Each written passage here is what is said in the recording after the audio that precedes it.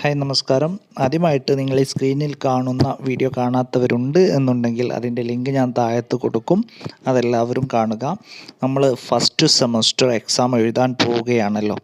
അപ്പോൾ അതുമായി ബന്ധപ്പെട്ട കുറച്ച് കാര്യങ്ങളാണ് വളരെ കുറഞ്ഞ സമയം കൊണ്ട് തന്നെ നമ്മൾ ഈ ഒരു വീഡിയോ കണ്ടു തീർക്കണം. കാരണം നിങ്ങൾ എക്സാം എങ്ങനെ നേരിടണം എന്നുള്ള രീതിയിലുള്ള കുറേ കാര്യങ്ങൾ അതിൽ ഉൾപ്പെടുത്തിയിട്ടുണ്ട്. മാർക്കിംഗ് പാറ്റേണിലൊക്കെ ചിലപ്പോൾ ചെറിയ മാറ്റങ്ങൾ വന്നാൽ കൂടിയും ആ ഒരു വീഡിയോയിൽ പറഞ്ഞിട്ടുള്ള കാര്യങ്ങൾ വളരെ വ്യക്തമായിട്ട് നിങ്ങൾ മനസ്സിലാക്കുകയും അതിനനുസരിച്ചായിരിക്കണം നിങ്ങളുടെ പഠനം മുന്നോട്ട് കൊണ്ടുപോകേണ്ടത്. അപ്പോൾ ഇന്ന് നമ്മൾ first semester BCom BBA common ആയിട്ടുള്ള മാനേജ്മെൻറ്റ് കൺസെപ്റ്റ്, ബിസിനസ് മാനേജ്മെൻറ്റ് എന്നൊക്കെ പലതരത്തിൽ പേരുകൾ അറിയപ്പെടുമെങ്കിലും ഏകദേശം കണ്ടൻറ്റും കാര്യങ്ങളൊക്കെ സെയിമാണ്. അപ്പോൾ നമ്മൾ 1-2 പാർട്ടുകളായിട്ടായിരിക്കും ഇതിലെ ഒരു വീഡിയോസ് നമ്മൾ ചെയ്യുന്നത്. ആദ്യമായിട്ട് ആ വീഡിയോ കണ്ടതിന് ശേഷം നിങ്ങൾ ഈ കാര്യങ്ങൾ മനസ്സിലാക്കുക. ഫസ്റ്റ്ലി നമ്മൾ അതിൽ പറഞ്ഞ പോലെ തന്നെ മാനേജ്മെൻറ്റ് ഓരോ സംഭവങ്ങൾ നമ്മൾ പഠിക്കുമ്പോഴും അത് എന്താ എന്നുള്ളത് ജസ്റ്റ് അതിൻ്റെ ഒരു കണ്ടൻറ്റ് നമ്മൾ അറിഞ്ഞിരിക്കണം. ഓക്കെ, നമുക്ക് എക്സാം വാല്യൂ ചെയ്യുന്ന സമയത്ത് നമുക്ക് കിട്ടുന്ന ആൻസർ കീയിലൊക്കെ അടങ്ങിയിട്ടുള്ള ഏകദേശ കണ്ടൻ്റ് ആയിരിക്കണം നമ്മൾ എഴുതേണ്ടത്. ആ ഒരു രീതിയിലായിരിക്കും നമ്മളുടെ ഈ ഒരു പഠന രീതി എന്ന് പറഞ്ഞത്. സോ മാനേജ്മെൻറ്റിനെ കുറിച്ച് ചിലപ്പോൾ അതിൻ്റെ കൺസെപ്റ്റ് ചോദിക്കാം, അതിൻ്റെ സ്റ്റെപ്സ് ചോദിക്കാം, പ്രോസസ്സുകൾ ചോദിക്കാം, എന്തോ ആയിക്കോട്ടെ. ആദ്യം എന്താണ് നമുക്ക് മാനേജ്മെൻറ്റ് എന്നറിയണ്ടേ? സോ വ്യക്തമായിട്ട് കൊടുത്തിട്ടുണ്ട്. Management means planning, organising, directing and controlling each and every activities in an organisation. ഒരു ഓർഗനൈസേഷനിലെ ഓരോ ആക്ടിവിറ്റീസിനെയും പ്ലാൻ ചെയ്യുക, ഓർഗനൈസ് ചെയ്യുക, ഡയറക്റ്റ് ചെയ്യുക, കൺട്രോൾ ചെയ്യുക. ആ ഒരു പോയിൻ്റ് അതിലുണ്ടായാൽ മതി. അപ്പം ആ ഒരു പോയിൻ്റ് നമ്മൾ മനസ്സിലാക്കണം. ഒരു ഓർഗനൈസേഷനിലെ എല്ലാ ആക്ടിവിറ്റികളെയും വ്യക്തമായിട്ട് നമ്മൾ നടപ്പിലാക്കുക, പ്ലാൻ ചെയ്യുക, ഓർഗനൈസ് ചെയ്യുക എന്നൊക്കെ പറയും. അതിനനുസരിച്ച് എന്തിനു വേണ്ടിയിട്ടാണ് ഈ കാര്യങ്ങൾ ചെയ്യുന്നത്? To achieve the organisation goal. Organisation goal achieve ചെയ്യാൻ വേണ്ടിയിട്ടാണ്. സോ നമുക്കിനി കൺസെപ്റ്റ്സ് ഓഫ് മാനേജ്മെൻറ്റ് ചോദിക്കാറുണ്ട്. പ്രധാനപ്പെട്ട 5 കൺസെപ്റ്റുകളാണുള്ളത്. Functional concept, human relation concept, decision making concept, productivity concept, integration concept. ആ വേർഡ്, ആ ടേം കേട്ട് കഴിഞ്ഞാൽ തന്നെ നമുക്ക് ഏകദേശം ഉൾക്കൊള്ളാം. ഫങ്ഷൻസ് എന്ന് പറഞ്ഞാൽ ഇതിൽ മാനേജ്മെൻറ്റിൻ്റെ ഫങ്ഷൻസുകൾ കണ്ട് ഉൾപ്പെടുത്തിയാൽ മതി. ഫോർ എക്സാമ്പിൾ കണ്ടോ, അവിടെ ഒരു മീനിങ് കൊടുത്തിട്ടുണ്ട്. To manage is to plan, to organise, to command, to coordinate and control. അത് എഴുതിയാൽ മതി. നമ്മൾ ആ പ്ലാനിങ്, ഓർഗനൈസിങ് എന്നൊക്കെ പറഞ്ഞത് ഫങ്ഷൻസ് ആണ് എന്ന് +2 +1 ഒക്കെ കൊമേഴ്സ് പഠിച്ചിട്ടുള്ള വിദ്യാർത്ഥികൾക്കറിയാം. ആ ഒരു പോയിൻ്റ് തന്നെയാണ് ഇതിൽ ഉൾപ്പെടുത്തുന്നത്. ഹ്യൂമൻ റിലേഷൻ കൺസെപ്റ്റ് എന്ന് പറഞ്ഞാൽ ആ വേർഡ് തന്നെ അറിയാം. നമ്മൾ ഹ്യൂമൻ റിലേഷൻ അല്ലേ, ഹ്യൂമന് കൂടുതലായിട്ട് പ്രാധാന്യം കൊടുക്കുന്നു. സോ ഇതിൻ്റെ ഡെഫിനിഷൻ നോക്കുക. ആ ഡെഫിനിഷൻ തന്നെ നമുക്ക് മീനിങ് ആയിട്ട് എഴുതാം. Management is getting things done through the efforts of the people. മറ്റുള്ള പീപ്പിളിനെ ഉപയോഗിച്ചിട്ട് നമ്മളുടെ ഗോൾസുകൾ അച്ചീവ് ചെയ്യുക, അല്ലെങ്കിൽ നമ്മളുടെ തിങ്സ് നേടിയെടുക്കുക. സോ പീപ്പിൾ എന്ന് പറഞ്ഞാൽ വർക്കേഴ്സ് ആവാം, അതിൻ്റെ അണ്ടറിൽ വരുന്ന ആരും ആവാം. ദെൻ ഡിസിഷൻ മേക്കിംഗ് കൺസെപ്റ്റ്, ആ വേർഡ് തന്നെ അറിയാം അല്ലേ. Management means decision making. Management എന്ന് പറഞ്ഞാൽ എന്താണ്? ഡിസിഷൻ മേക്കിംഗ് ആണ്. എന്ന് വെച്ചാൽ നമുക്കൊരു വ്യക്തമായിട്ട് പല പ്രോബ്ലംസ് ഉണ്ട് എന്നുണ്ടെങ്കിൽ ആ പ്രോബ്ലംസിന് ബെറ്റർ സൊല്യൂഷൻ കണ്ടെത്തുക. അതാണ് ഡിസിഷൻ മേക്കിംഗ് കൊണ്ട് ഉദ്ദേശിക്കുന്നത്. Finding the best solution from our available resource. നമുക്ക് അവൈലബിൾ ആയിട്ടുള്ള റിസോഴ്സസിൽ നിന്ന് ബെറ്റർ ആയിട്ടുള്ള സൊല്യൂഷൻ കണ്ടെത്തുക. പ്രൊഡക്ടിവിറ്റി കൺസെപ്റ്റാണ് അടുത്തത് അല്ലേ. എന്താണ് പ്രൊഡക്ടിവിറ്റി? ആ വേർഡിൽ നിന്ന് നമുക്കറിയാലോ. It is a technique of increasing productivity. Management പറഞ്ഞാൽ എന്താ? പ്രൊഡക്ടിവിറ്റി ഇൻക്രീസ് ചെയ്യാനുള്ളൊരു ടെക്നിക്കാണ്. അത്ര അറിഞ്ഞാൽ മതി. Then integration concept. എന്താണ് ഇൻ്റഗ്രേഷൻ? ഇൻ്റഗ്രേഷൻ എന്ന് പറയുമ്പോൾ തന്നെ ഒരു യോജിപ്പിക്കുക എന്നുള്ളതുണ്ട്. ഇവിടെ എന്തൊക്കെയാണ് യോജിപ്പിക്കുന്നത്? Integrate man and physical plan into effective operative unit. ആളുകളെയും അതുപോലെ തന്നെ വ്യക്തമായിട്ടുള്ള പ്ലാനുകൾ മറ്റെന്തോ ആയിക്കോട്ടെ അതിനൊക്കെ കൂട്ടി യോജിപ്പിക്കുക, ഇൻ്റഗ്രേറ്റ് ചെയ്യുക. എഫക്റ്റീവ് ഓപ്പറേറ്റീവ് യൂണിറ്റായിട്ട് അവരൊക്കെ ഒരുമിച്ച് പ്രവർത്തിപ്പിക്കുക. അതിനെയാണ് നമ്മൾ കൺസെപ്റ്റ്സ് ഓഫ് മാനേജ്മെൻറ്റ് എന്നതുകൊണ്ട് ഉദ്ദേശിക്കുന്നത്. മറ്റൊരു പ്രധാനപ്പെട്ട ഭാഗമാണ് ഫീച്ചേഴ്സ് ചോദിക്കാറുണ്ട്. അതൊക്കെ ജസ്റ്റ് ആ പോയിൻറ്റ്സുകൾ അറിഞ്ഞാൽ മതി. ഗോൾ ഓറിയൻറ്റഡ് ആണ്. പ്രോസസ്സാണ്. പ്രോസസ്സ് എന്ന് പറയുമ്പോൾ നമ്മൾ നേരത്തെ പറഞ്ഞ പ്ലാനിങ്, ഓർഗനൈസിങ് എന്നൊക്കെ എഴുതാം. ദെൻ ഹ്യൂമൻ ആക്ടിവിറ്റി ആണ് അല്ലേ, യൂണിവേഴ്സലി അപ്ലിക്കബിൾ ആണ്. Arts as well as science, അത് നമ്മളിനി പറയാൻ പോകുന്നുണ്ട്. അതുപോലെ തന്നെ പ്രൊഫഷൻ എന്ന് പറഞ്ഞൊരു പോയിൻ്റ് ഉണ്ട്. Management as an art science and profession എന്നൊക്കെ പറഞ്ഞിട്ടുള്ള. അപ്പോൾ ഒരു 3 പോയിൻ്റ് അവിടെ നിന്ന് തന്നെ കിട്ടിയല്ലോ.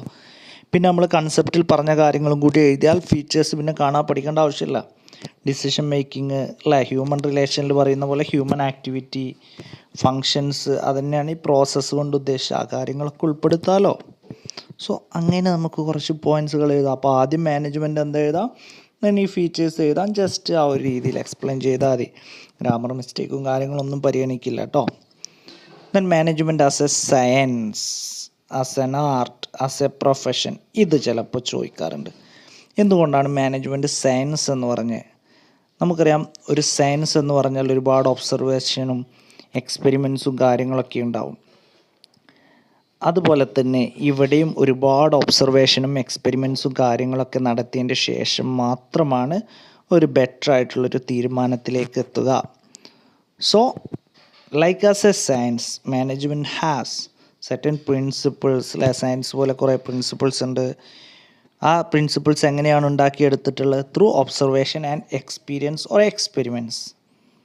Okay, but management's not an exact or accurate science. Normal science പോലെയുള്ളൊരു സയൻസ് അല്ലെങ്കിൽ കൂടിയും ഈ പ്രിൻസിപ്പിൾസും കുറച്ച് കാര്യങ്ങളൊക്കെ ഉണ്ടാക്കി എടുക്കുന്നത് മാനേജ്മെൻറ്റ് ഈ എക്സ്പെരിമെൻറ്റ്സും ഒബ്സർവേഷനും കൊണ്ടാണ്. ദെൻ ആർട്ട്, എന്തുകൊണ്ടാണ് മാനേജ്മെൻറ്റ് ആസ് ആൻ ആർട്ട് എന്ന് പറയുന്നത്? ഓക്കെ, പറ്റ സ്പീഡിൽ ഓടിച്ചു വിടാൻ കഴിയില്ല കേട്ടോ, കാരണം നിങ്ങളൊരു ഫസ്റ്റ് സെമസ്റ്റർ എഴുതാൻ പോകുന്ന വിദ്യാർത്ഥികളല്ലേ. സോ ആർട്ട് എന്ന് പറഞ്ഞാൽ നമുക്കറിയാം, ഇപ്പോൾ നമ്മളൊരു ഫിലിം ആക്ട് അല്ലേ, ഒരു ആക്ടറാണെന്ന് കരുതുക. ഒരു ആക്ടർക്ക് വേണ്ട കാര്യങ്ങളല്ലേ, അയാൾക്കൊരു ക്രിയേറ്റീവ് തിങ്കിങ് വേണം. പറഞ്ഞ കാര്യങ്ങൾ അതേപോലെ അഭിനയിച്ച് കാണിക്കുകയല്ല വേണ്ടത്. കുറച്ച് ക്രിയേറ്റീവ് തിങ്കിങ് വേണം, അതുപോലെ സ്കില്ല് വേണം, കഴിവ് വേണം, അതിനെക്കുറിച്ചുള്ളൊരു അറിവ് വേണം, ആപ്ലിക്കേഷൻ ഓഫ് നോളജ് വേണം, കണ്ടിന്യൂസ് പ്രാക്ടീസ്, അതാണ് മെയിനായിട്ടുള്ളത് അല്ലേ. പെർഫെക്ഷൻ കിട്ടണമെങ്കിൽ ഒന്നും കൂടി വീണ്ടും അല്ലേ, നമ്മളൊരു ഡാൻസൊക്കെ എടുക്കുകയാണെങ്കിൽ ആ ഡാൻസിനെ കുറിച്ചുള്ള അറിവും കാര്യങ്ങളൊക്കെ വേണം. അത് കണ്ടിന്യൂസ് പ്രാക്ടീസ് ചെയ്താൽ നല്ല രീതിയിലെത്തും. സോ മാനേജ്മെൻറ്റിനും ഈ കാര്യങ്ങളൊക്കെ ആവശ്യമുണ്ട് എന്നാണ് പറയുന്നത്. മാനേജ്മെൻറ്റ് ആസ് എ പ്രൊഫഷൻ, എന്തുകൊണ്ടാണ് മാനേജ്മെൻറ്റ് പ്രൊഫഷൻ എന്ന് പറഞ്ഞാൽ? പ്രൊഫഷൻ നമുക്കറിയാം, like as A teacher, doctor, advocate, these are the profession field. So ഇവിടെയൊക്കെ എന്താണ്, ഇവരൊക്കെ എങ്ങനെയാണ് ടീച്ചർ ആവുന്നത് അല്ലെങ്കിൽ ഡോക്ടർ ആവുന്നത്? സോ എങ്ങനെയാണ് അല്ലേ, നോളജ്, ബോഡി ഓഫ് നോളജ് ആണ്. അപ്പം മാനേജ്മെൻറ്റിന് നോളജ് വേണം. ട്രെയിനിങ് ആൻഡ് എക്സ്പീരിയൻസ് ആണല്ലോ. ഒരു ഡോക്ടർ ആദ്യം തന്നെ പോയി രോഗികളെ ചികിത്സിക്കാനോ മറ്റു ഓപ്പറേഷൻസും കാര്യങ്ങളല്ല, നോർമൽ ട്രെയിനിങ് കാര്യങ്ങൾ, ഒരു ട്രെയിനി ആയിട്ട് ആദ്യം ഏതെങ്കിലും ഒരു സ്പെഷ്യൽ ഡോക്ടർ കീഴിൽ വർക്ക് ചെയ്യും. ദെൻ എക്സ്പീരിയൻസ് കാര്യങ്ങളും വേണം. Then establishment of professional association, അതുപോലെ തന്നെ പ്രൊഫഷണൽ ആയിട്ടുള്ള ഒരു അസോസിയേഷൻ കൂട്ടായ്മ വേണം. ഫോർമേഷണൽ എത്തിക്കൽ കോഡ്സ്, അത് വളരെ ഇമ്പോർട്ടൻ്റ് ആണ്. എത്തിക്സ് ഉണ്ടായിരിക്കണം അല്ലേ. അതിൻ്റെ ഒരു അടുത്ത പോയിന്റ് പറയുമ്പോൾ മനസ്സിലാവും, സർവീസ് മോട്ടോ. അതുകൊണ്ട് തന്നെ എത്തിക്സ് കൊണ്ട് ഉദ്ദേശിക്കുന്നത് ഒരു പ്രൊഫഷൻ എന്നുള്ള രീതിയിൽ നമുക്കൊരു സർവീസാണ് മെയിനായിട്ട് മുഖ്യം. ഒരു ബിസിനസ് മൈൻഡിൽ കാണരുത്. അതുപോലെ തന്നെ പേഴ്സണൽ ക്വാളിറ്റീസ് വേണം, ഹോണസ്റ്റി അല്ലേ. അതുപോലെ തന്നെ നമ്മളെന്താ പാർഷ്വാലിറ്റി കാണിക്കാൻ പാടില്ല. അങ്ങനെ ഒരു പേഴ്സണലായിട്ട് വേണ്ട ഒരു ക്വാളിറ്റീസും വേണം. പിന്നെ നമുക്ക് ഇമ്പോർട്ടൻസ്, അതൊക്കെ ജസ്റ്റ് നമ്മൾ മുകളിൽ പറഞ്ഞ പോലെ ക്യാരക്ടേഴ്സും കാര്യങ്ങളൊക്കെ എഴുതിയെടുക്കാവുന്നതാണ്. കുറച്ച് കാര്യങ്ങൾ ഉൾപ്പെടുത്തിയാൽ മതി എക്സ്ട്രാ. ദെൻ സ്കോപ്പാണ് നമുക്ക് നോക്കുന്നത്. സ്കോപ്പ്, സബ്ജക്റ്റ് മാറ്റർ ഉണ്ട്, ഫങ്ഷണൽ ഏരിയയുണ്ട്. സ്കോപ്പ് ചോദിക്കാറുണ്ട്. സബ്ജക്റ്റ് മാറ്ററിൽ നമ്മൾ പഠിച്ച planning, organising, staffing, directing, controlling അടുത്ത ചാപ്റ്റേഴ്സായിട്ട് നമുക്ക് പഠിക്കാനുണ്ട്. ആ കാര്യങ്ങൾ എഴുതിയെടുക്കാം. ഫങ്ഷണൽ ഏരിയാസ് ഓഫ് മാനേജ്മെൻറ്റ് എന്ന് പറയുമ്പോൾ നമുക്കൊന്ന് ആലോചിച്ച് നോക്കുക. ഒരു സ്ഥാപനത്തിൽ നടക്കുന്ന കാര്യങ്ങൾ, ഫിനാൻസ് മാനേജ് ചെയ്യാൻ ഒരാൾ അല്ലേ, പേഴ്സണൽ മാനേജ്മെൻറ്റ് വേണം, മെറ്റീരിയൽസ് മാനേജ് വേണം, പർച്ചേസ് ചെയ്യുക, റോ മെറ്റീരിയൽ പർച്ചേസ് ചെയ്യാതെ ഇഷ്യൂ ചെയ്യുക കാര്യങ്ങളൊക്കെ. നമ്മൾ സാധനം ഉണ്ടാക്കണമെന്നുണ്ടെങ്കിൽ, ഉദാഹരണം പറയാം, നമ്മളൊരു ബൈക്ക് ഉണ്ടാക്കുന്ന ഒരു ഫാക്ടറി ആണെങ്കിൽ അവിടുന്ന് ടയേഴ്സ് പല സ്ഥലങ്ങളിൽ നിന്ന് വാങ്ങും. ഇതൊക്കെയാണ് റോ മെറ്റീരിയൽസ് എന്ന് പറഞ്ഞാൽ. അപ്പോൾ അത് വാങ്ങുക, അതിനനുസരിച്ചുള്ള കാര്യങ്ങൾ ഡീൽ ചെയ്യുക. പ്രൊഡക്ഷൻ മാനേജ്മെൻറ്റ്, ഇത് പ്രൊഡ്യൂസ് ചെയ്യുന്ന ഒരു മാനേജ്മെൻറ്റ്. മാർക്കറ്റിംഗ് മാനേജ്മെൻറ്റ്, പ്രൊഡക്റ്റ് ചെയ്ത് അവിടെ ഉണ്ടാക്കി വെച്ചാൽ മതിയോ? അത് മാർക്കറ്റിൽ അവൈലബിൾ ആയിട്ട് സെല്ലിങ് നടക്കണം. ഈ കാര്യങ്ങളൊക്കെ ചെയ്യുന്ന മാനേജ്മെൻറ്റ്. ഓഫീസ് മാനേജ്മെൻറ്റ് അല്ലേ, മെയിൻ്റനൻസ് മാനേജ്മെൻറ്റ്, അതുപോലെ തന്നെ ട്രാൻസ്പോർട്ട് മാനേജ്മെൻറ്റ്. ഈ കാര്യങ്ങളൊക്കെ ആളുകളിലേക്ക് എത്തിക്കുക, ഈ കാര്യങ്ങളൊക്കെ ചെയ്യുന്ന ട്രാൻസ്പോർട്ട് മാനേജ്മെൻറ്റ്. അടുത്ത വളരെ ഇമ്പോർട്ടൻ്റ് ആയിട്ടുള്ളൊരു ഭാഗമാണ് ലെവൽസ് ഓഫ് മാനേജ്മെൻറ്റ് ചോദിക്കാറുണ്ട് കേട്ടോ. നിർബന്ധമായിട്ടും പഠിക്കുക. Top, middle, lower. അവിടെ ആരൊക്കെയുണ്ട്, അവരുടെ ഫങ്ഷൻസുമാണ് പഠിക്കേണ്ടത്. ഓക്കെ, അവിടെ ആരൊക്കെയുണ്ട് എന്നുള്ളത് ജസ്റ്റ് മനസ്സിലാക്കുക. ഫങ്ഷൻസ് നിങ്ങൾക്ക് ഐഡിയപരമായിട്ട് പഠിക്കാനുള്ളൊരു ടെക്നിക്ക് പറഞ്ഞുതരാം. ടോപ്പ് ലെവലിൽ ആരൊക്കെയാണ് ഉള്ളത്? MD, ചെയർമാൻ, ആ ഒരു മെയിൻ ബോഡി അല്ലേ, CEO, board of directors, general manager തുടങ്ങിയവ. മിഡിൽ ആരൊക്കെയാണുള്ളത്? Finance manager. നമ്മൾ ഈ ഒരു മുകളിൽ ചർച്ച ചെയ്തിട്ടുള്ള ആ ഒരു സെക്ഷൻസ്, ഫങ്ഷണൽ ഏരിയയുടെ ആ സെക്ഷൻസ് കാര്യങ്ങൾ എഴുതി വെച്ചാൽ മതി. ഫിനാൻസർ അല്ലേ, മാർക്കറ്റിംഗ് മാനേജർ, പേഴ്സണൽ, ആ ഒരു കാര്യം വളരെ എളുപ്പത്തിൽ കണ്ടു. ആ ഒരു ലിങ്ക് ചെയ്ത് പഠിക്കുകയാണെങ്കിൽ നമുക്ക് വളരെ എളുപ്പത്തിൽ പഠിക്കാൻ കഴിയും. മിഡിൽ എന്ന് പറയുമ്പോൾ ആ ഒരു ഫങ്ഷൻ ഏരിയ ആലോചിച്ചാൽ മതി. ലോവർ എന്ന് പറയുമ്പോൾ നമുക്കറിയാം നമ്മളുടെ ഗ്യാങ് ബോക്സ് അല്ലേ, ഫോർമാൻ, സൂപ്പർവൈസർ, ഇതൊക്കെ മാനേജ്മെൻറ്റാണ്. ഇവരുടെ കീഴിലാണ് നമ്മളുടെ വർക്കേഴ്സ് വരുന്നത്. അപ്പോൾ ഈ ടോപ്പ്, മിഡിൽ, ലോവർ, ഇവിടെ ഫങ്ഷൻ പറയുമ്പോൾ പ്രത്യേകം ശ്രദ്ധിക്കുക. ഈ ടോപ്പ് അവരെന്ത് ചെയ്യുന്നു? മിഡിലേക്ക് ഇൻസ്ട്രക്ഷൻ കൊടുക്കുന്നു. അപ്പോൾ ടോപ്പിൻ്റെ കിട്ടി. ഓക്കെ, ടോപ്പിൻ്റെ ഒരു സംഭവം കിട്ടിയാലോ. ഇനി ടോപ്പിൻ്റെ കുറച്ച് സംഭവങ്ങൾ എക്സ്ട്രാ പഠിച്ചിട്ട് നമുക്ക് മിഡിലിൻ്റെ ഒക്കെ കുറച്ച് ഐഡിയപരമായി പഠിക്കാം. ടോപ്പിൻ്റെ കുറച്ച് കാര്യങ്ങൾ അറിഞ്ഞിരിക്കുക. ഉദാഹരണം, അവരാണ് ഒബ്ജക്റ്റീവ്സ് സെറ്റ് ചെയ്യുന്നത്, പോളിസി ഉണ്ടാക്കുന്നതാണ് മെയിനായിട്ടുള്ള അല്ലേ. അതുപോലെ തന്നെ സ്ട്രാറ്റജിക് പ്ലാനുകൾ ഉണ്ടാക്കുന്നതൊക്കെ അവർ തന്നെയാണ്. ഓക്കെ, അപ്പോൾ ഈ ഒരു കാര്യങ്ങൾ നമുക്ക് ടോപ്പിൻ്റെ പെട്ടെന്ന് ഓർത്ത് വെക്കാൻ കഴിയും. ഈ കാര്യങ്ങളൊക്കെ മാനേജ് ചെയ്യുക അല്ലേ, പ്ലാൻ ചെയ്യുന്നത് അവരാണ്. അതുപോലെ തന്നെ സ്ട്രാറ്റജിക് പ്ലാൻസ് ഉണ്ടാക്കുന്ന, പോളിസികൾ, നിയമങ്ങളും കാര്യങ്ങളൊക്കെ ഉണ്ടാക്കുന്നതൊക്കെ അവർ തന്നെയാണ്. ഒബ്ജക്റ്റീവ്സ് സെറ്റ് ചെയ്യണതൊക്കെ അവരാണ്. ഈ കാര്യങ്ങളൊക്കെ മിഡിലേക്ക് കൈമാറുന്നു. സോ നമുക്ക് മിഡിൽ അപ്പം നമുക്കൊരു 2 പോയിൻ്റ് പഠിക്കാതെ കിട്ടും. ഒന്നെന്താ? ഈ കൈമാറിയ വിവരങ്ങൾ സ്വീകരിക്കുന്നു. Issue instruction from top, sorry not issue, collecting information from top, then issuing instruction to lower. Okay, മുകളിൽ നിന്ന് കിട്ടിയിട്ടുള്ള ഇൻസ്ട്രക്ഷൻസ്, അപ്പോൾ അതൊരു പോയിൻ്റായി. അവരത് സ്വീകരിക്കുക. ആ ഇൻസ്ട്രക്ഷൻ അപ്പോൾ ഒരു പോയിൻ്റ്. ആ ഇൻസ്ട്രക്ഷൻ അടുത്ത ലെവലിലേക്ക് ഇഷ്യൂ ചെയ്യുന്ന, അപ്പോൾ 2 പോയിൻ്റായില്ലേ. ഓക്കെ, 2 പോയിൻ്റ് കിട്ടി. ഒന്ന് മുകളിൽ നിന്ന് സ്വീകരിക്കുന്ന ഒരു പോയിൻറ്റും ഒന്ന് ലോവറിലേക്ക് കൊടുക്കുന്ന ഒരു പോയിൻറ്റും. ദെൻ ഇവിടെ നമ്മൾ പറഞ്ഞ ഡിപ്പാർട്ട്മെൻ്റൽ പ്ലാനുകൾ അവരാണ് ചെയ്യുന്നത്. മുകളിലുള്ള മെയിൻ പ്ലാനുകളാണ് സ്ട്രാറ്റജി, പോളിസി പ്ലാനുകൾ. അപ്പോൾ നമുക്കൊരു 3-4 പോയിൻ്റ് അങ്ങനെ തന്നെ ഉണ്ടാക്കാം. പിന്നെ submit report, collect and submit report to the ടോപ്പിലേക്ക് റിപ്പോർട്ട്. ഇനി ഇതേപോലെ നമുക്ക് ലോവർ ലെവലിൽ 2 പോയിൻ്റ് കിട്ടും. ഒന്ന് മിഡിൽ നിന്നുള്ള ഇൻഫർമേഷൻ നമ്മൾ എന്ത് ചെയ്യുന്നു, ഈ ലോവർ ലെവലിൽ സ്വീകരിക്കുന്നു. അത് ഇഷ്യൂ ചെയ്യുന്നു. ആർക്ക് ഇഷ്യൂ ചെയ്യുന്നത്? വർക്കേഴ്സിന് ഇഷ്യൂ ചെയ്യുന്നു. വർക്കേഴ്സും ലോവറും തമ്മിലാണ് ബന്ധം.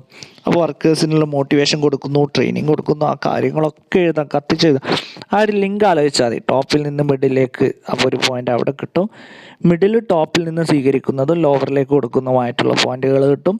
ലോവർ മിഡിൽ നിന്ന് സ്വീകരിക്കുന്നതും വർക്കേഴ്സിന് കൊടുക്കുന്നതുമായിട്ടുള്ള പോയിൻ്റ് അവിടെ കിട്ടും.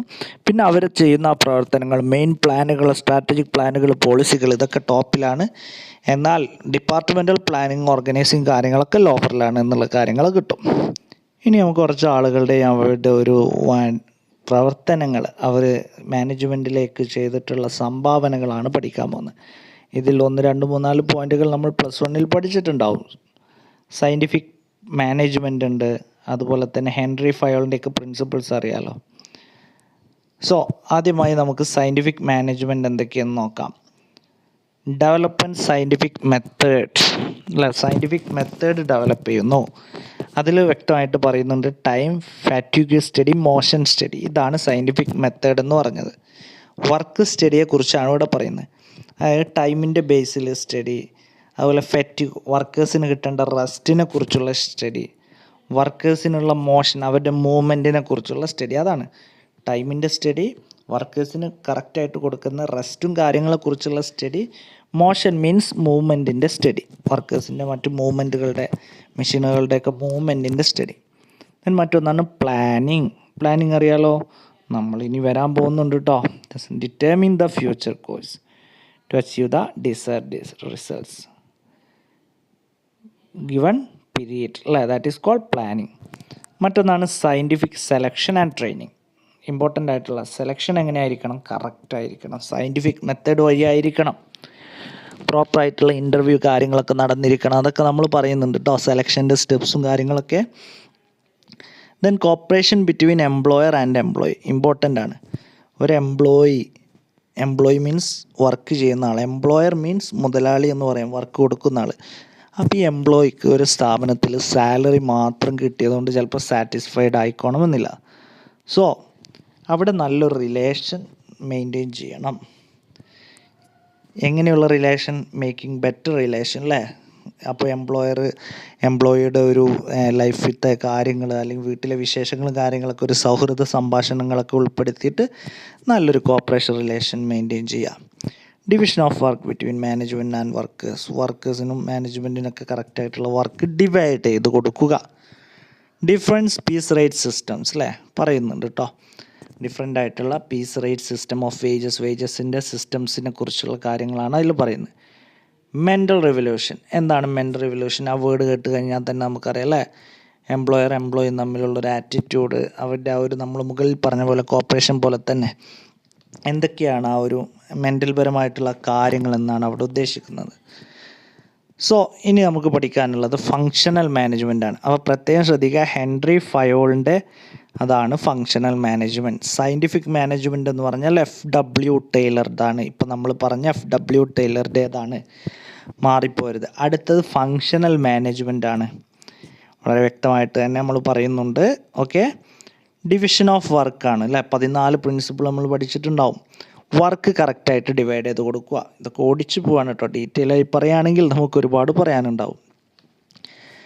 വർക്കുകൾ ഡിവൈഡ് ചെയ്ത് കൊടുക്കുക. അതോറിറ്റി ആൻഡ് റെസ്പോൺസിബിലിറ്റി അല്ലേ. അതോറിറ്റി എന്ന് പറഞ്ഞാൽ it is a right to give order to the subordinates and responsibility is the obligation of subordinates to perform the work actually assigned. അപ്പോൾ റൈറ്റാണ് ഓർഡർ കൊടുക്കാനുള്ള സബോർഡിനേറ്റിൻ്റെ റൈറ്റിനെയാണ്. സബോർഡിനേറ്റിന് ഓർഡർ കൊടുക്കാനുള്ള സുപ്പീരിയേഴ്സിൻ്റെ റൈറ്റ് കേട്ടോ. സുപ്പീരിയർ മീൻസ് മുകളിലുള്ള ആൾ, സബോർഡിനേറ്റ്സ് അതിൻ്റെ കീഴിലുള്ള ആൾ. എന്നാൽ റെസ്പോൺസിബിലിറ്റി എന്ന് പറഞ്ഞാൽ എന്താ?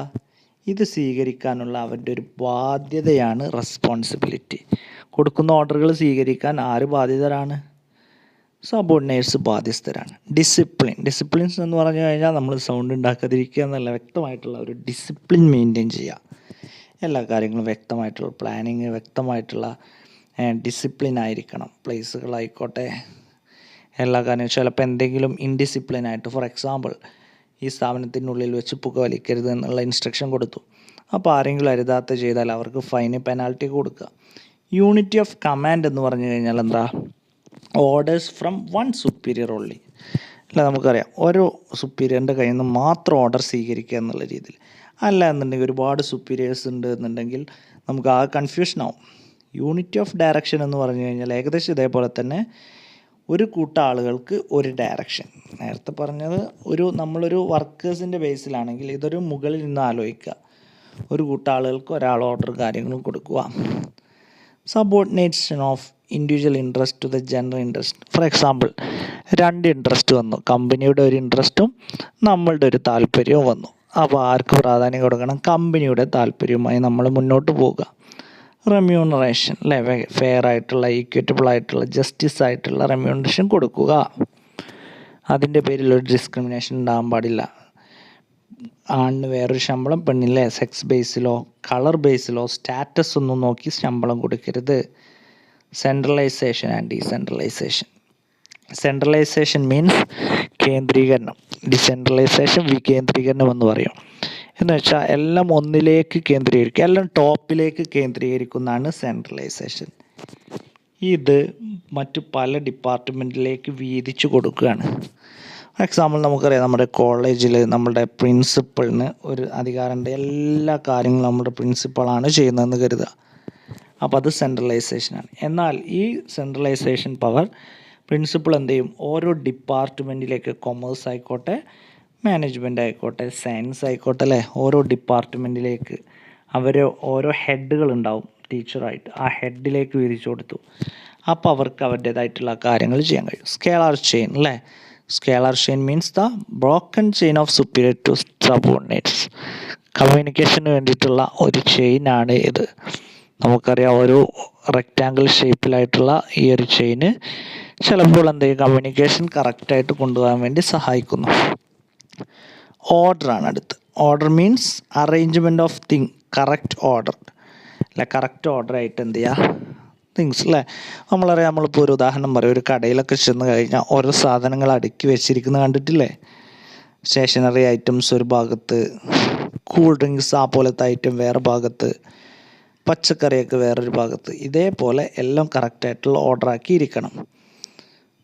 ഓക്കെ. മറ്റൊന്ന് ഇക്വിറ്റി മീൻസ് പാർഷ്വാലിറ്റി ഉണ്ടാകാൻ പാടില്ല. ഓക്കെ. ഡിസ്ക്രിമിനേഷൻ ഉണ്ടാകാൻ പാടില്ല. സ്റ്റെബിലിറ്റി ഓഫ് ടെഡർ ഓഫ് പേഴ്സൺ, ആളുകളുടെ ആ ഒരു കൊഴിഞ്ഞു പോക്ക് തടയുക. ഇനീഷ്യേറ്റീവ്, അടുത്ത ഇനീഷ്യേറ്റീവാണ് മുൻകൈ എടുക്കുക. എസ്പ്രിറ്റ് ഡി കോർപ്സ് എന്ന് വെച്ച് കഴിഞ്ഞാൽ എന്താ, യൂണിയൻ ഈസ് സ്ട്രെങ്ത്, എല്ലാവരും ഒരുപോലെയാണ് എന്നുള്ളൊരു തോന്നലാണ് വേണ്ടത്. ഓക്കെ. ഇനി നമ്മൾ പ്ലാനിങ്ങിൻ്റെ കാര്യങ്ങൾ കൂടി പറഞ്ഞിട്ട് ഇന്നത്തെ ഒരു വീഡിയോ അവസാനിപ്പിക്കാം. ചിലപ്പോൾ 2 or 3 പാർട്ട് ഉണ്ടായിരിക്കും. എങ്ങനെയാണ് വേണ്ടത്, ഇനി ടൈം കുറച്ച് കൂട്ടണോ എന്നുള്ള കാര്യങ്ങളൊക്കെ നിങ്ങൾ അഭിപ്രായം പറയണം. പ്ലാനിങ് അല്ലേ, നമുക്കറിയാം ഫങ്ഷൻസിൻ്റെ ഒന്നാമത്തെ പോയിൻ്റാണ് planning.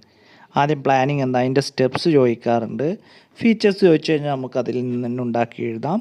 Then types of plan ചിലപ്പോൾ ചോദിക്കാറുണ്ട്. അതുപോലെ തന്നെ MBO എന്ന് പറഞ്ഞ ഭാഗം ചോദിക്കാറുണ്ട്. പ്ലാനിങ് എന്ന് പറഞ്ഞാൽ it is deciding in advance what is to be done in future അല്ലേ. നമ്മൾ ഫ്യൂച്ചറിൽ നടക്കുന്ന കാര്യം മുൻകൂട്ടി അഡ്വാൻസ് ആയിട്ട് എന്ത് ചെയ്യുക, ഡിസൈഡ് ചെയ്യുക. അതിനാണ് പ്ലാനിങ് എന്ന് പറഞ്ഞത്. ഓക്കെ. അതിൻ്റെ ഫീച്ചേഴ്സ് അപ്പോൾ ഇതിൽ പറയുന്നുണ്ട്, ഫ്യൂച്ചർ ഓറിയൻറ്റഡ് ആണ്, ഫ്യൂച്ചറിലുള്ള കാര്യമാണ് നമ്മൾ തീരുമാനിക്കുന്നത്. It is A primary function, ആ വേർഡല്ലേ, പ്ലാനിങ്, ഓർഗനൈസിങ്, സ്റ്റാഫിങ്. ആയിട്ട് ഒന്നാമത്തേതാണ് പ്ലാനിങ് ആണ്, പ്രൈമറി ആണ്. മെൻ്റൽ ആക്ടിവിറ്റിയാണ്, കാരണം ഇത് മുൻകൂട്ടി നിശ്ചയിക്കുകയാണ്. അപ്പോൾ ഒരു മെൻ്റലിൽ നിന്ന് വരുന്ന ഒരു കാര്യമാണ്. ഇറ്റ്സ് എ കണ്ടിന്യൂസ് പ്രോസസ്സാണ്, ഇതൊരിക്കലും അവസാനിക്കുന്നില്ല അല്ലേ. ഒരു പ്ലാനിങ് നടന്നു കഴിഞ്ഞാൽ അടുത്തത് ആ ഒരു പ്ലാനിങ് ചെയ്തുകൊണ്ടേയിരിക്കണം. ഡൈനാമിക്കാണ്, നമുക്ക് വേണമെങ്കിൽ ചെറിയ ചേഞ്ചുകൾ വരുത്താവുന്നതാണ്. ഫ്ലെക്സിബിളും അത് തന്നെയാണ് പറയുന്നത്. ഫോർവേഡ് ലുക്കിംഗ് ആണ്, ഫ്യൂച്ചർ ഓറിയൻറ്റഡ് എന്ന് പറഞ്ഞ പോലെ തന്നെ ഫോർവേഡ് ലുക്കിംഗ് ആണ്. പ്ലാനിങ്ങിൻ്റെ പ്രോസസ്സാണ് ഇനി പറയാൻ പോകുന്നത്. ആദ്യമായി നമ്മളൊരു ഒബ്ജക്റ്റീവ് സെറ്റ് ചെയ്യുക, ഡിറ്റർമിൻ ചെയ്യുക. ഫോർ എക്സാമ്പിൾ, നമ്മളൊരു സ്ഥാപനം ഈ വർഷം ഒരു 100 കോടിയുടെ സെയിൽസ് നടത്തണം എന്ന് കരുതുക. 100 കോടി നമുക്ക് സെയിൽസ് നടത്തണം. അതാണ് ഒബ്ജക്റ്റീവ്സ് ഡിറ്റർമിൻ ചെയ്തു. കൺസ്ട്രക്ഷൻ ഓഫ് പ്ലാനിങ് പ്രിമൈസസ്, എന്നിട്ട് നമ്മൾ അതിന് വേണ്ടിയിട്ടുള്ള പ്ലാനിങ് പ്രിമൈസസ് അല്ലേ കൺസ്ട്രക്റ്റ് ചെയ്യുക. ഫോർ എക്സാമ്പിൾ, നല്ല പരസ്യങ്ങൾ കൊടുക്കണം, നല്ല ക്വാളിറ്റിയുള്ള പ്രൊഡക്റ്റുകൾ ഉണ്ടാക്കണം, ആളുകളിലേക്ക് പരമാവധി ഇതിൻ്റെ ഇൻഫർമേഷൻസും കാര്യങ്ങളും എത്തിക്കണം. ഇതാണ് planning premises. Collection classification of information, അതിനുവേണ്ടി എന്തൊക്കെ കളക്ട് ചെയ്യണം ഇൻഫർമേഷൻ. ഉദാഹരണം പറയാം, നമ്മൾ നല്ല ക്വാളിറ്റിയുള്ള പ്രൊഡക്റ്റ് ഉണ്ടാക്കണം, അപ്പോൾ ആളുകളുടെ ടേസ്റ്റ് അറിയണം, അതിനെക്കുറിച്ചുള്ള വിവരങ്ങളൊക്കെ നമ്മൾ കളക്ട് ചെയ്യണം. ദെൻ ഐഡൻറ്റിഫിക്കേഷൻ ഓഫ് ആൾട്ടർനേറ്റീവ്സ്, നമുക്ക് അവൈലബിൾ ആയിട്ടുള്ള ആൾട്ടർനേറ്റീവ്സ് വെച്ചിട്ട്, നമ്മളുടെ അടുത്ത് ചിലപ്പോൾ എല്ലാം ഉണ്ടായിക്കോണമെന്നില്ലല്ലോ, അപ്പോൾ അത് വെച്ചിട്ട് എത്രത്തോളം നമുക്ക് ചെയ്യാൻ കഴിയും, അതിനുവേണ്ടി നമ്മളുള്ള ആൾട്ടർനേറ്റീവ്സിനെ കുറിച്ചൊരു പഠനം നടത്തുക. ദെൻ ഇവാലുവേറ്റ്, അതിനെക്കുറിച്ച് ഡീറ്റെയിൽ ആയിട്ടുള്ളൊരു സ്റ്റഡി, ആദ്യം എന്തൊക്കെയുണ്ടെന്ന് കണ്ടെത്തുക, അതിനെക്കുറിച്ച് ഡീറ്റെയിൽ ആയിട്ടുള്ള സ്റ്റഡിയും. Select best course of action, അതിൽ നിന്ന് ബെറ്റർ ആയിട്ടുള്ള ആൾട്ടർനേറ്റീവ് സെലക്ട് ചെയ്യുക. അത് കഴിഞ്ഞ് subsidiary plan, main plan prepare ചെയ്ത് കഴിഞ്ഞാൽ സബ് പ്ലാനുകൾ പ്രിപ്പയർ ചെയ്യുക. ദെൻ ഇംപ്ലിമെൻറ്റേഷൻ, അത് നടപ്പിലാക്കുക, ആ പ്ലാൻ നടപ്പിലാക്കുക. നമ്മളെല്ലാം പ്ലാൻ ചെയ്തു, പല സോഴ്സസിൽ നിന്ന് പല ഇൻഫർമേഷൻ കളക്ട് ചെയ്തു, നമ്മൾ നടപ്പിലാക്കി അല്ലേ. അത് പിന്നെ ഫോളോ അപ്പ് ചെയ്യണം, കറക്റ്റായിട്ട് അസസ്മെൻറ്റ് നടത്തണം, എവിടെയെങ്കിലും പാളിച്ചകളുണ്ടോ എന്നുള്ളത്. സോ ഇനി നമുക്ക് ഒബ്ജക്റ്റീവ്സ് ഉണ്ട് അല്ലേ, പോളിസി, ഇതൊക്കെ എന്താ, ടൈപ്സ് ഓഫ് പ്ലാനുകളാണ്. പ്ലാനിങ്ങിൻ്റെ പല ടൈപ്പുകളാണ്. ഒബ്ജക്റ്റീവ് എന്ന് നമ്മൾ പറഞ്ഞു, ഒബ്ജക്റ്റീവ് എന്ന് പറഞ്ഞാൽ മെയിൻ ഗോൾ ഓർ പർപ്പസ്, ഒരു ഫേമിൻ്റെ മെയിൻ ഗോളിനെയാണ്, ഒരു പർപ്പസ് ഓർ എയിമിനെയാണ് നമ്മൾ ഒബ്ജക്റ്റീവ്സ് എന്ന് പറഞ്ഞ്. പോളിസീസ് എന്ന് പറഞ്ഞാൽ ഫ്ലെക്സിബിൾ ആയിട്ടുള്ള മാനേജ്മെൻറ്റിൻ്റെ റൂൾസിനെയാണ് നമ്മൾ എന്ത് പറഞ്ഞത്, പോളിസി. ഫ്ലെക്സിബിൾ ആയിട്ടുള്ള മാനേജ്മെൻറ്റിൻ്റെ റൂൾസ്. അപ്പോൾ വേറൊരു പോയിൻ്റ് അതാ റൂൾസ് എന്ന് പറഞ്ഞിട്ട്. This is the rigid set of principles or policies. തിരിച്ചങ്ങോട്ട് പറഞ്ഞാൽ മതി കേട്ടോ. പോളിസി എന്ന് പറഞ്ഞാൽ ഫ്ലെക്സിബിൾ ആയിട്ടുള്ള റൂൾ ഓർ പ്രിൻസിപ്പിളാണ്. എന്നാൽ റൂൾസ് എന്ന് പറഞ്ഞാലോ rigid set of principle or പോളിസിയാണെന്ന് പറഞ്ഞാൽ മതി. ഇത് റിജിഡാണ്, മറ്റേത് ഫ്ലെക്സിബിളാണ്. പോളിസി പറയുമ്പോൾ റൂൾസിനെ കുറിച്ച് പറയാം, റൂൾസ് പറയുമ്പോൾ പോളിസിയെ കുറിച്ച് പറയാം. Rigid, flexible. പ്രൊസീജിയേഴ്സ് എന്ന് പറഞ്ഞാൽ സ്റ്റെപ്സ് ആണ് അല്ലേ, ഒരു കാര്യം നടപ്പിലാക്കാൻ വേണ്ടിയുള്ള, പെർഫോം ചെയ്യാൻ വേണ്ടിയിട്ടുള്ള വഴികളെയാണ് നമ്മൾ എന്ത് പറയുന്നത്, procedure. It is a way of performing or it is the steps or process എന്നാലോചിച്ചാൽ മതി. സ്ട്രാറ്റജീസ് എന്ന് പറഞ്ഞു കഴിഞ്ഞാൽ എന്താ, കോമ്പറ്റീറ്റേഴ്സിൻ്റെ പ്ലാനിനെ ചെറുക്കാനുള്ള പ്ലാൻ, സ്ട്രാറ്റജി, തന്ത്രങ്ങൾ എന്നൊക്കെ പറയില്ലേ. നമ്മളൊരു ഫുട്ബോൾ മാച്ച് കളിക്കുകയാണ്, അപ്പോൾ മറ്റുള്ള ടീം, എതിർ ടീം ഇങ്ങനെയൊക്കെ കളി മെനഞ്ഞെടുക്കുമ്പോൾ അതിനെതിരെ പ്രതിരോധിക്കാൻ നമ്മൾ മറ്റുള്ള ടാക്ടിക്സുകളൊക്കെ പ്രയോഗിക്കാറുണ്ട്. അത് തന്നെയാണ് ഇവിടെയും പറയുന്നത്. പ്രോഗ്രാം, സിംപ്ലി നമുക്കറിയാം എന്തൊക്കെയാണ് പ്രോഗ്രാം. ഇപ്പോൾ ആർട്സ് ആണെങ്കിൽ എന്തൊക്കെ പ്രോഗ്രാമുകളുണ്ട് അല്ലേ. These are the single use of plans. Budget എന്ന് പറഞ്ഞാൽ it is a quantitative expression or expected results. Okay, അതാണ് ബഡ്ജറ്റ് കൊണ്ട് ഉദ്ദേശിക്കുന്നത് കേട്ടോ. നമ്മൾ ഭാവിയിൽ എത്രത്തോളം എമൗണ്ട് എസ്റ്റിമേറ്റ് ചെയ്യുക, ചിലവ് വരുമെന്നുള്ളത്. ഇനി നമുക്ക് MBA കൂടിയുണ്ട്, അതും കൂടി പറഞ്ഞു കഴിഞ്ഞാൽ നമ്മുടെ ആ പ്ലാനിങ്ങിൻ്റെ ഭാഗം ക്ലിയർ ആവും. MBA എന്ന് പറഞ്ഞു കഴിഞ്ഞാൽ സിമ്പിളായിട്ട് പറയുകയാണെങ്കിൽ മാനേജ്മെൻറ്റിൻ്റെയും വർക്കേഴ്സിൻ്റെയും കൂട്ടായിട്ടുള്ളൊരു പ്രയത്നമാണ് MBA, ഒബ്ജക്റ്റീവ് നേടിയെടുക്കാൻ വേണ്ടി. So it is a comprehensive managerial system that integrate many key managerial. വ്യക്തമായിട്ട് പറയുകയാണെങ്കിൽ it is the team effort or group effort from the manager and the members or the workers അല്ലേ. വർക്കേഴ്സും മാനേജ്മെൻറ്റും തമ്മിൽ കറക്റ്റായിട്ട് കൂട്ടായിട്ട് പ്രവർത്തിക്കുക ഒബ്ജക്റ്റീവ് നേടിയെടുക്കാൻ വേണ്ടി. ഓക്കെ, അപ്പോൾ സ്റ്റെപ്സ് ചോദിക്കാറുണ്ട് MBAയുടെ, നിർബന്ധമായിട്ട് അറിഞ്ഞിരിക്കുക. ആദ്യം ഒബ്ജക്റ്റീവ് സെറ്റ് ചെയ്യുക, നമ്മൾ പറഞ്ഞു ആ ഒരു പ്ലാനിങ്ങിൻ്റെ അതേ സ്റ്റെപ്പ് തന്നെ ആലോചിച്ചാൽ മതി, ഒന്ന് ചുരുക്കാനുള്ളൂ. ഒബ്ജക്റ്റീവ് സെറ്റ് ചെയ്യുക, അത് കഴിഞ്ഞ് ആൾട്ടർനേറ്റീവ്സ് പ്ലാൻ ഡെവലപ്പ് ചെയ്യുക, ദെൻ പീരിയോഡിക്കായിട്ട് ഇൻ്റർവ്യൂ നടത്തുക, പെർഫോമൻസ് അപ്രൈസൽ, പെർഫോമൻസിനെ കുറിച്ച് സ്റ്റഡി ചെയ്യുക.